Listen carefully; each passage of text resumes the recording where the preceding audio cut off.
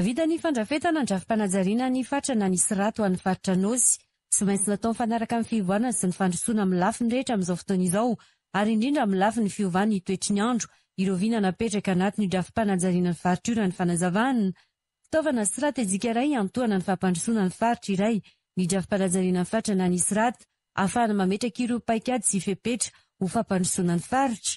Ho an'ny faritra Nosy, maro ireo fanavaozana sy fanatsarana tsy maintsy nentina anatin'ny drafim-panajariana ny faritra, izy tsy maintsy atao mifanaraka amin'ny fivoarana misy amin'izao fotoana izao.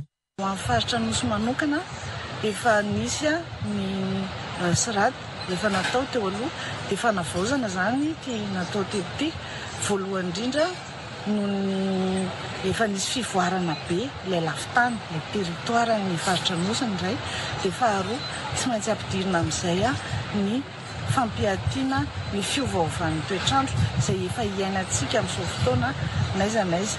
Dia izay zany no mahatonga nyity le hoe tsy maintsy natao ny fanavaozana ny schéma régional d'aménagement territoire ny faritra Nosy. Mitondra tantsorika ifanindran-dalana ny viana ho an'ny faritra Nosy, ifanaraka amin'ny politika akabe ny fanjakana ny ministeran'ny fitsinjaram-pahefana hoy ny governorany ny faritra Nosy, na dia mbola lavitrezaka aza ny viana petraka anatin'ny siraty, maro efa azo ampiary ny itondrana fampandrosoana aingana. Raha ny schéma régional d'aménagement du territoire dia fitaovana anankiray izy io.